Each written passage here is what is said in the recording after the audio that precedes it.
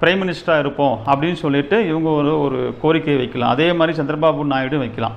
இந்த ரெண்டுமே அங்கே நடக்கலாம். இப்போ வந்து அவன் கைகோர்த்துக்கக்கூடிய 2 கட்சிகள் நல்ல வாக்குகளை வச்சிருக்கிறதுனால இப்போ நிதிஷ்குமார் கேட்கலாம், ஓகே நான் உங்களுக்கு சப்போர்ட் பண்ணுறேன், இப்போ பாஜக வந்து ஆட்சி அமைக்க சப்போர்ட் பண்ணுறேன், ஆனால் என்ன வந்து பிரைம் மினிஸ்டர் ஆக்குங்க அப்படின்னு சொல்லிட்டு அவர் கேட்கலாம். இது சந்திரபாபு நாயுடும் கேட்கலாம்.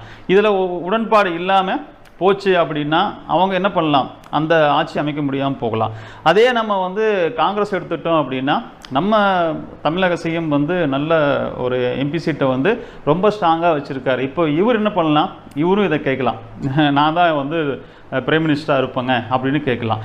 இது மாதிரியான அது நம்ம காங்கிரஸோட கூட்டணி வைத்து யார் நல்ல வந்து எம்பிஸ் வந்து அதிகமாக வச்சுருக்காங்களோ நம்ம ஸ்டாலின் கேட்கறதுக்கு வாய்ப்பு இருக்கு இல்லையா, அது மாதிரி அவங்களும் கேட்க வாய்ப்பு இருக்குது. இப்போ அதை நம்ம ஸ்டாலின் அவர்கள் விரும்புகிறாரா, நான் ஒரு பிரைம் மினிஸ்டர் ஆகணும் அப்படிங்கிற அளவுக்கு ஒரு விரும்புகிறாரா அப்படி